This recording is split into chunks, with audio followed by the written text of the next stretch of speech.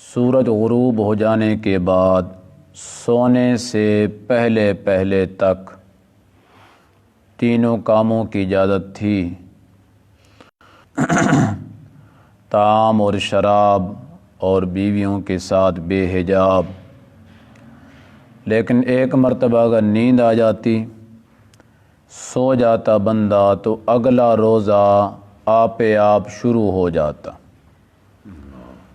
اس وقت یہ سحری کا نظام نہیں تھا کہ صبح اٹھ کر پھر سے کھانا کھانا ہے اور پانی پی لینا ہے، یہ ترتیب نہیں تھی۔ اور اسی ترتیب کے ساتھ کچھ وقت اور کچھ عرصہ گزرا ہے کہ رسول اللہ صلی اللہ علیہ وسلم نے بھی اور صحابہ کرام نے بھی اسی ترتیب پہ روزے رکھے۔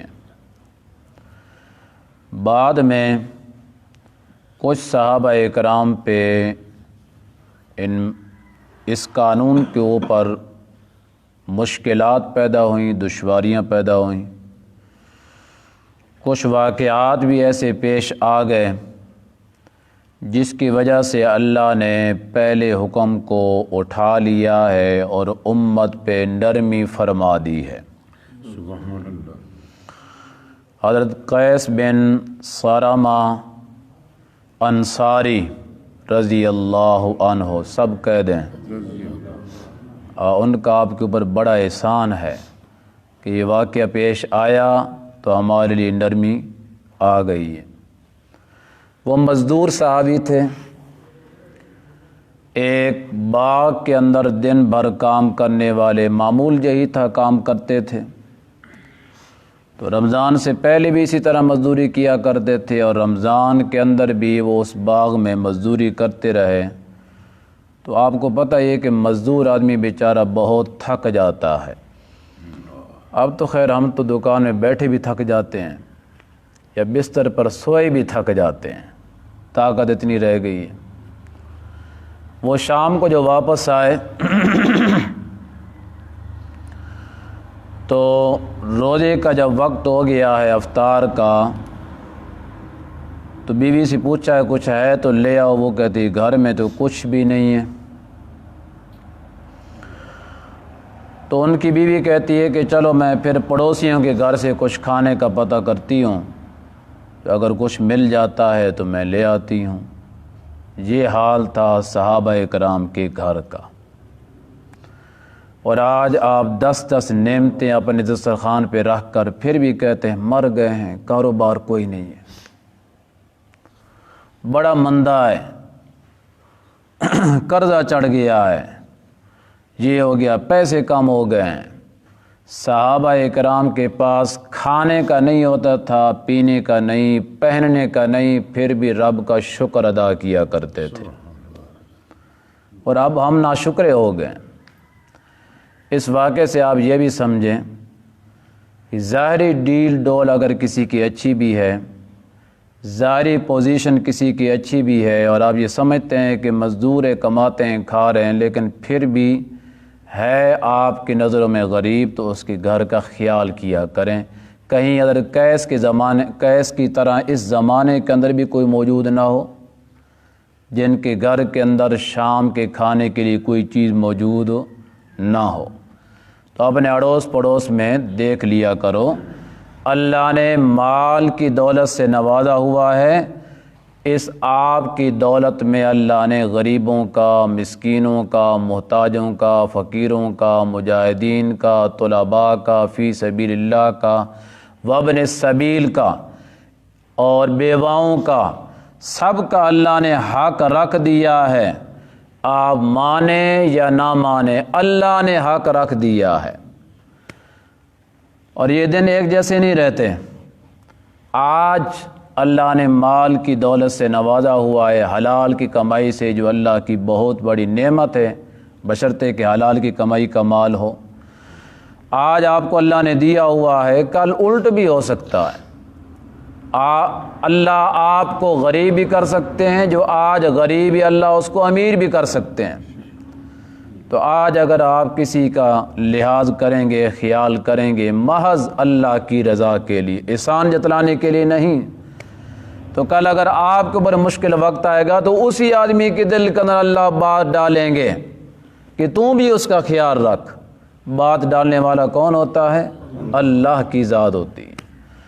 میں یہ نہیں کہہ رہا کہ اب ساری دولت لوٹا دیں ایک ہی گھر کے اوپر، سارا اپنا کاروبار بھی ختم کر دیں، لیکن اللہ نے بہت کچھ دیا ہوا ہے، تو کچھ نہ کچھ کسی کے ساتھ تعاون کرنے سے مال ختم نہیں ہوتا، الٹا اللہ تعالیٰ اور برکت عطا فرماتے ہیں۔ انسان کھاتا تو وہی جو انسان کی تقدیر میں اللہ نے لکھ دیا ہے، جو لقمہ لکھا ہے وہی کھانا ہے۔ اس ایک لقمے سے زیادہ اللہ کی تقدیر میں نہیں، بندہ نہیں کھا سکتا ہے۔ جو سحری کھانا آپ کی تقدیر میں ہے تو آپ کھا لیں گے، اگر اللہ کی تقدیر میں ہے کہ آپ نے بھوک سے روزہ رکھنا ہے، سحری نہیں کھا سکتے، دنیا کی کوئی طاقت آپ کو نہیں کھلا سکتی۔ قیس بن سرمہ انصاری صحابی کے گھر کا یہ حال تھا، جو براہ راست رسول اللہ صلی اللہ علیہ وسلم کے شاگرد تھے۔ یہ انصار صحابہ کا تذکرہ ہے، مہاجر کا نہیں۔ مہاجر تو ویسے ہی بیچارے غریب تھے جو ہجرت کر کے گئے تھے، یہ انصاری صحابی کا ذکر ہو رہا ہے جو مدینہ کے باشندے تھے، مدینہ کے اندر رہنے والے تھے۔ اس کا یہ حال ہے کہ گھر کے لیے رمضان کے اندر بھی کھانے کے لیے کچھ نہیں ہے، تو بیوی دوسرے گھر کے اندر جو گئی ہے اسے پتہ نہیں ملا ہے یا نہیں ملا ہے۔ جب وہ واپس آئی ہے تو وہ تھکا ماندہ انسان نے ایسے سہارا لیا ہے بستر کا، تکیے کا، تو سہارا لینے کی وجہ سے اس کو نیند آ گئی۔ جب وہ واپس آئی تو وہ سو چکا تھا۔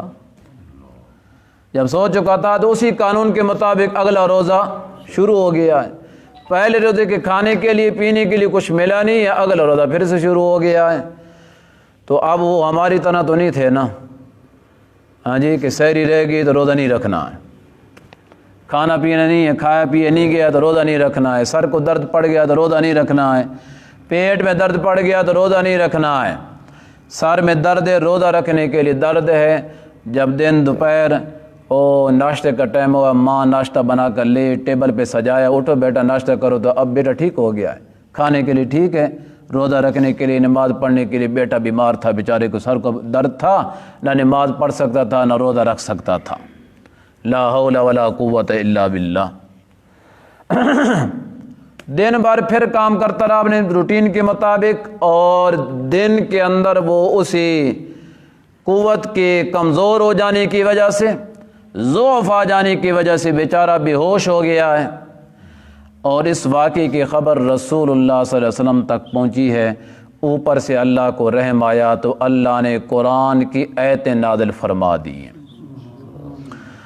اللہ نے فرمایا احل لکم لیلۃ الصیام الرفث الی نسائکم۔ اس کے علاوہ اور بھی کئی واقعات پیش آئے تھے، میں نے صرف آپ کے سامنے ایک ذکر کیا ہے۔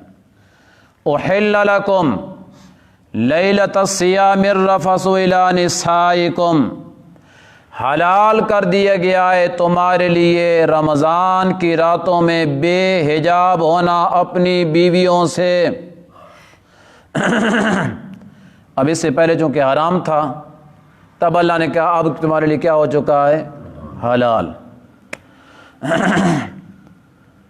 لیکن جو پہلا حکم ہے نا کہ رات کے وقت بیویوں سے بے حجاب ہونا، یہ تو بالکل وہ جو حرام تھا، یہ جو حرام تھا نا، اس کا ذکر قرآن میں کہیں نہیں ہے کہ پہلے حرام تھا اور اب حلال ہو رہا ہے۔ حرام ہونے کا ذکر کوئی نہیں، حلال ہونے کا ذکر آ گیا ہے۔ تو کہاں حرام ہوا ہے؟ وہ رسول اللہ صلی اللہ علیہ وسلم کے فرامین میں ہے۔ مسند احمد کی روایت میں ہے کہ رسول اللہ صلی اللہ علیہ وسلم صحابہ کو ایسی تعلیم دیا کرتے تھے کہ رات کے وقت سو جانے کے بعد تینوں کام آپ کے لیے حرام ہیں، اس کے بعد یہ کام کرنے کی اجازت نہیں۔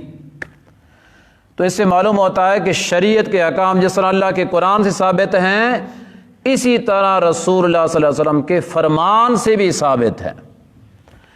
اور پھر آپ صلی اللہ علیہ وسلم کے فرمان سے اگر کوئی حکم ثابت ہے تو اللہ کی ذات جو ہے، اللہ کا مقام رسول اللہ صلی اللہ علیہ وسلم کی ذات سے زیادہ، اور اللہ کا حکم بھی رسول اللہ کے حکم سے زیادہ بڑا اور مضبوط، اس لیے اللہ نے رسول اللہ کے اس حکم کو منسوخ کر دیا اور اپنا حکم جاری فرما دیا ہے، اور جو ہے بھی رخصت والا، آسانی والا۔ اللہ نے فرمایا میں تمہیں آج یہ گارنٹی دے رہا ہوں کہ احل لکم لیلۃ الصیام الرفث الی نسائکم، مومنو تمہارے لیے آج یہ خوشخبری ہے کہ رمضان المبارک کی راتوں میں اپنی بیویوں سے بے حجاب ہونا میں نے تمہارے لیے حلال کر دیا ہے۔ اور بیویاں بھی کون ہیں؟ ہن لباس لکم وانتم لباس لہن، وہ تمہارا لباس ہیں اور تم ان کے لباس ہو۔ وہ تمہارا لباس ہیں، تم ان کے لباس ہو۔ اور لباس جب بندہ پہن لیتا ہے تو اس کے اعضاء چھپ جاتے ہیں، شرمگاہ اس کی چھپ جاتی ہے، لوگوں کے سامنے آنے سے اسے شرم نہیں آتی۔ جسم اس کا ڈھانپا ہوا ہے، چاہے مرد ہے یا عورت ہے، تو وہ لوگوں کے سامنے آنے سے نہیں جھکتا، اس لیے کہ اس نے اپنا لباس زیب تن کر لیا ہے، شرمگاہ اس کی محفوظ ہو گئی ہے۔ جس طرح ظاہری شرمگاہ لباس پہننے سے محفوظ ہو جاتی ہے، تو استعمال کے لحاظ سے جو بندہ شادی شدہ ہو جاتا ہے اس کی شرمگاہ حرام کے استعمال سے محفوظ ہو جاتی ہے۔ تب اللہ نے فرمایا وہ عورتیں تمہارے لیے لباس اور تم ان کے لیے لباس، وہ بھی حرام سے بچ گئی اور تم بھی حرام سے بچ گئے۔ عبداللہ بن عباس رضی اللہ عنہ نے فرمایا کہ لباس کا ایک معنی سکون کا ہے، لباس کا ایک معنی راحت، تو پھر مطلب یہ ہوا کہ وہ تمہارے لیے راحت اور سکون کا سبب ہیں بیویاں، اور تم جو بیوے ہو تم عورتوں کے لیے راحت اور سکون کا باعث ہو۔ دونوں جانبوں سے تالی بجتی ہے، ایک جانب سے نہیں۔ عورتیں مرد کے لیے سکون کا باعث ہیں اور مرد عورتوں کے لیے سکون کا اور راحت کا باعث ہے۔ یہ اللہ کا قرآن کہتا ہے، اس میں شرم کی کون سی بات ہے؟ لیکن اس میں ایک بات تیسری بھی ہے، ہن لباس لکم وانتم لباس لہن، وہ تمہارا لباس ہیں، یعنی عورتیں تمہارے لیے راز ہیں اور تم عورتوں کے لیے راز ہو۔ اس سے یہ بات ثابت ہے کہ میاں بیوی کا جو آپس میں تعلقات ہیں اور ان کی اپنی خلوت کی جو باتیں ہیں وہ راز کی باتیں ہوتی ہیں۔ نہ مرد کے لیے جائز ہے کہ اپنے یاروں کے اندر ان باتوں کو نشر کرے، شیئر کرے، اشاعت کرے، آگے پھیلائے، یہ بے غیرتی کی بات ہوتی ہے۔ اور نہ عورت کے لیے جائز ہے کہ وہ اپنی سہیلیوں کے اندر ان باتوں کو نشر کرے، اشاعت کرے، پھیلائے، قطعاً جائز نہیں ہے۔ وہ ایک دوسرے کا لباس ہیں، ایک دوسرے کے رازدان ہیں۔ پہلے حیوانی کی عمر ہوتی ہے، نوجوانی جب ہوتی ہے، نئی نئی شادی ہوتی ہے، سب باتیں پھیلا دیتے ہیں، پھر بعد میں منہ چھپائے پھرتے ہیں۔ اللہ نے پہلے بتا دیا تم ایک دوسرے کے راز ہو اور اپنی باتوں کو راز رکھو، راز رکھو گے تو ساری زندگی سکون اور راحت کی گزرے گی، چین اور سکون کی گزرے گی۔ راز نہیں رکھو گے، دوسروں کے سامنے پھیلا دو گے تو آج تمہاری ان کے ساتھ دوستی ہے، کل نہیں ہوگی، وہی تمہیں تانے دیتے پھریں گے۔ تو اللہ نے فرمایا ہن لباس لکم وانتم لباس لہن، وہ عورتیں تمہارے لیے سکون کا باعث ہیں اور تم مرد ان کے لیے سکون کا باعث ہو۔ علم اللہ انکم کنتم تختانون انفسکم، اللہ جانتا تھا کہ تم خیانت کر بیٹھو گے، انفسکم اپنی جانوں سے۔ اللہ کہتے ہیں مجھے علم تھا کہ تم سے یہ خیانت ہو جائے گی، کہ رمضان کی راتوں میں آپ سے صبر نہیں ہو سکے گا، چلو فتاب علیکم، میں رب نے تمہارے اوپر مہربانی فرما دی ہے، پہلے مشکل حکم کو اٹھا لیا ہے، آسان حکم فرما دیا ہے۔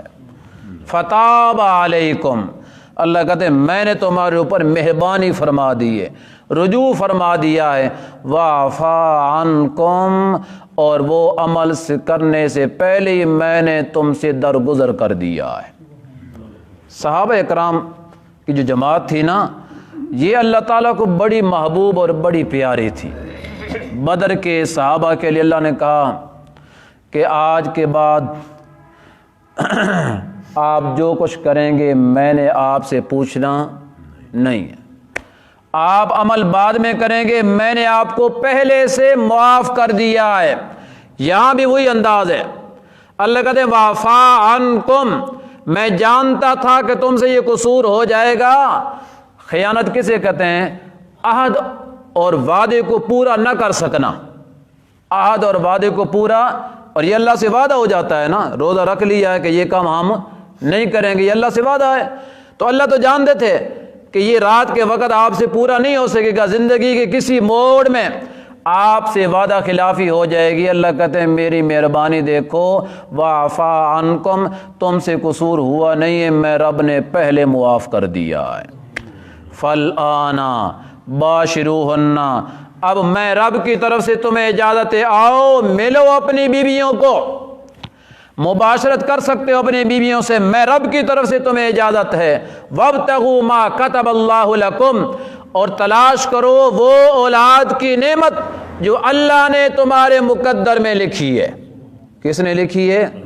آج گاڑیوں کے پیچھے لکھا ہوتا ہے جو مقدر میں نہیں وہ حسین سے مانگ، یہ قرآن کا ترجمہ ہے۔ اللہ کہتے ہیں میں نے تمہارے مقدر میں لکھی ہے جو وہی ملے گی، اگر میں نے تمہارے مقدر کے اندر اولاد نہیں لکھی ہے، ایک حسین نہیں لاکھ حسین بھی اٹھ کر آ جائیں تمہیں کوئی بھی اولاد کے نعمت سے نہیں نواز سکتا ہے۔ اللہ دینے والے ہیں اولاد، اللہ دینے والے ہیں رزق، اللہ دینے والے صحت، اللہ ہی دینے والے مرض، اللہ ہی دینے والے ہیں حیاتی، اور اللہ ہی دینے والے ہیں موت۔ اللہ کے علاوہ اور کوئی کسی کو کچھ بھی نہیں دینے والا ہے، سب کچھ کرنے والا کون ہے؟ اللہ کہتے ہیں فابتغوا ما کتب اللہ لکم، تلاش کرو وہ اولاد کی نعمت کتب اللہ لکم جو اللہ نے تمہارے مقدر میں لکھ دی ہے۔ جس کے مقدر میں اللہ نے اولاد لکھی ہے اس کو مل جاتی ہے، جس کے مقدر میں اللہ نے نہیں لکھی ہے لاکھ نسخے کھا لیں، علاج کرا لیں، دعائیں کرا لیں، حج اور عمرہ کے اوپر جا کر خانہ کعبہ کے غلاف کو پکڑ کر اللہ سے مانگ لیں، جب اللہ نے مقدر میں لکھی نہیں ہے وہ اولاد نہیں مل سکتی ہے۔ کہ آپ حسین سے مانگیں گے اللہ نے نہیں دی تو کیوں بھائی؟ وہ ذہن پکا ہوا کہ حال حسین علی بیٹھے ہو سارے۔ ہاں جی، اللہ اللہ، یہ بار بار بات اس لیے دہرائی جا رہی ہے کہ گاڑیوں کے پیچھے شرک لکھا ہوتا ہے۔ میں آپ کو اللہ کی توحید سمجھا رہا ہوں اور اس انداز میں سمجھا رہا ہوں جس طرح رب کے قرآن نے بیان کیا ہے۔ وابتغوا ما کتب اللہ لکم، اللہ کہتے ہیں وکلوا۔ اب ایک بات کا پہلے ذکر آیا، چونکہ تین ہی کام ہوتے ہیں، کھانا ہے، پینا ہے، بیوی سے مجامت کرنی ہے، یہ تینوں کام حلال کے ہیں، اس میں شرم کی کون سی بات ہے؟ اللہ کہتے ہیں ایک بات کا ذکر اللہ نے تفصیل کے ساتھ کر دیا ہے، آگے اللہ کہتے ہیں وَكُلُوا وَاشْرَبُوا، اور کھاؤ پیو موجیں کرو۔ دیکھا ہے کھانے کا ذکر پہلے، پینے کا ذکر بعد میں ہے۔ ظاہر ہے کہ جب انسان کھاتا ہے تو انسان کو پیاس لگتی ہے، تو اس کے بعد انسان کو کیا؟ پانی کی طلب ہوتی ہے، تو پینا جائز ہے۔ وَكُلُوا وَاشْرَبُوا، کھاؤ اور پیو۔ اسی وجہ سے آج میں اور آپ اور یہ امت گرمی میں خصوصیت سے مریض رمضان میں اس لیے ہو جاتے ہیں کہ ہم پہلی فرصت میں پانی پہ پڑتے ہیں اور رج کر پانی پیے، 2 4 5 کولے اندر سٹے تو میدا ہو گیا، پہلے ہوتا تھا گرم، سارے دن کا گرم، ایک دم اس کے اوپر ٹھنڈک ڈالی ہے تو وہ کام خراب ہو گیا، میدا خراب ہو گیا، پھر گر گر اور ڈکار تے ڈکار، سارا کھانا خراب، پیٹ پہ ہاتھ رکھا ہوا، درد شروع ہو گیا، یہ ہو گیا وہ ہو گیا۔ اللہ کے قرآن کے خلاف جب کیا تو یہی تو ہونا ہے، پہلے کچھ کھا لو، چاہے آپ نے چول کھانے آدھی پلیٹ کھا لو، روٹی کھانی آدھی کھا لو، تھوڑی کھا لو، اس کے بعد پانی پیو، وہ بھی مناسب طریقے سے وقفے وقفے سے پیو، کبھی بھی آپ بیمار نہیں ہوں گے۔ ظاہر ہے ایک توا بھی اگر گرم ہو نا تو اس کے اوپر ایک دم پانی کے 2 4 قطرے سے شر کر کے سڑ جائیں گے، ختم۔ اس لیے اصول یہ ہے کھانے کا، پہلے کھانا چاہیے، کھانا بھی گرم، اور آگے میدا بھی کیا ہوتا ہے گرم، گرم میں گرم چیز جائے گی تو اسے خراب نہیں کرے گی، سائڈ ڈیفیکٹ نہیں ہوگا، حاشیہ ڈیفیکٹ نہیں ہوگا، کوئی اس کا طرف اور کنارہ نہیں ہوگا۔ اس کے بعد آپ پانی پئیں، اور وہ بھی اس طرح نہیں کہ پورا جگ کے اندر سوڑ دیں ایک ہی مرتبہ، تو پھر معدے کے اندر اتنی گنجائش بھی نہیں ہوتی، وہ ہل بھی نہیں سکتا، وہ کرے گا کیا؟ اللہ کہتے ہیں وَكُلُوا وَاشْرَبُوا، کھاتے رہو پیتے رہو، کب تک؟ حَتَّى يَتَبَيَّنَ لَكُمُ الْخَيْطُ الْأَبْيَضُ مِنَ الْخَيْطِ الْأَسْوَدِ مِنَ الْفَجْرِ، حتیٰ کہ واضح ہو جائے تمہارے سامنے سفید دھاری کالی دھاری سے، من الفجر، فجر سے، فجر کے وقت ایک سفید دھاری اور ایک کالی دھاری۔ کالی دھاری سے مراد ہے رات کی تاریکی، رات کا اندھیرا، اور سفید دھاری سے مراد یہ صبح صادق کے وقت آسمان کے کناروں پہ، افق پہ جو ایک سفیدی نمودار ہونا شروع ہو جاتی، پھیلتے پھیلتے پھیلتے سارے آسمان کے کناروں کو وہ سفید کر دیتی ہے، اسے کہتے ہیں صبح صادق۔ جو بڑے وڈیرے بیٹھے ہیں ان کو اس بات کا صحیح طرح علم ہوگا۔ یہ تو نقشے اب آ گئے نا، ہم نقشوں کے اوپر چلنے والے ہیں، تو سجی پوچھو تو پتہ میں نے آپ نے کوئی نہیں کہ وہ کیسے ظاہر ہوتی ہے، نہ کبھی دیکھی ہے نہ کبھی کسی نے دکھلائی ہے، لیکن بڑے جو حضرات ہیں ان کو پتہ چل جاتا تھا۔ وہ نہ اس وقت گھڑیاں ہوتی تھیں، نہ یہ ٹائم ٹیبل ہوتے تھے، نہ یہ نقشے ہوتے تھے، اسی طرح وہ نظام چل جایا کرتا تھا۔ اب اللہ کی طرف سے نعمتوں کی فراوانی آ گئی، نقشے بھی آ گئے، گھڑیاں بھی آ گئی ہیں، ہاں جی موبائل بھی آ گئے، ہر چیز آ گئی، اس میں ہر چیز آ گئی ہے، ہم اندر بیٹھے بیٹھے سارے فیصلے کر لیتے ہیں۔ اللہ خیر صلی اللہ۔ تو اللہ کہتے ہیں کہ گھڑی آپ کے پاس نہیں ہے، موبائل آپ کے پاس نہیں، ریڈیو ٹی وی نہیں ہے آپ کے پاس، دنیا کے کسی کنارے میں جنگل کے کسی کونے کے اندر آپ موجود ہیں، تو آپ کے لیے روزہ رکھنے کا اللہ نے جو ٹائم ٹیبل مقرر کیا، آسمان کی طرف دیکھو، جب تک صبح صادق نہیں طلوع ہوتی آپ کو پتہ ہونا چاہیے کہ اس وقت تک کھانے پینے کی اجازت ہے۔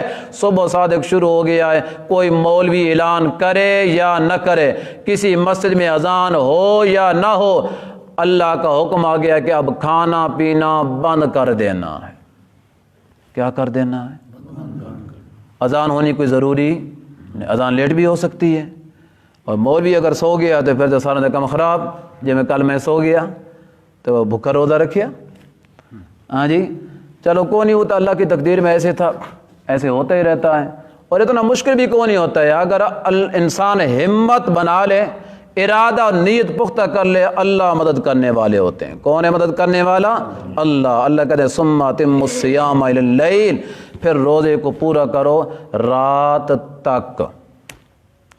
رات روزے کا حصہ نہیں ہے۔ رات کب شروع ہوتی ہے؟ سورج غروب ہونے کے ساتھ ہی رات شروع ہو جاتی ہے۔ تو اللہ کہتے ہیں روزے کو پورا کرو۔ کب سے شروع کرنا ہے؟ صبح صادق سے، صبح صادق سے شروع کرنا ہے۔ ثم اتموا الصیام، اس روزے کو پورا کرو رات تک، سورج مکمل طور پہ غروب ہو جائے تو اس وقت روزہ مکمل ہو جاتا ہے۔ اب روزہ افطار کا وقت ہو گیا ہے، آپ کو روزہ افطار کرنے کی اجازت اللہ کی طرف سے مل گئی ہے۔ جو کچھ حضرات سورج غروب ہو جانے کے بعد وہ جو سرخی آسمانوں کے ساتھ پھیل جاتی ہے نا، سائڈوں پہ پہلے سرخی ہوتی ہے، اس کے غروب ہونے کا بھی انتظار کرتے رہتے ہیں، اس کا شریعت میں کوئی مسئلہ نہیں ہے۔ سرخی ہوتی ہے رمضان کے اندر بھی، غیر رمضان کے اندر بھی۔ جب ٹکی یا سورج کی غروب ہو جائے، سرخی باقی بھی ہو، تب بھی روزہ افطار کرنا جائز ہے۔ الحمدللہ رب العالمین والعاقبۃ للمتقین والصلاۃ والسلام علی رسول محمد وآلہ وصحبہ اجمعین۔ لا الہ الا اللہ وحدہ لا شریک لہ القدیر اللہم لا مانع لما اعطیت ولا معطی لما منعت اللہم عزیز علیک وشکر مجتمع انا آمنا بک آمنا ربنا فاغفر لنا ذنوبنا وکفر عنا سیئاتنا وغفرنا بنا جهادنا وعافنا صدقنا وعافنا ربنا آتنا سمعنا منادي ينادي لمن آمن ربنا فاغفر لنا ذنوبنا وكفر عنا سيئاتنا وغفرنا بنا أجمعين برحمتك يا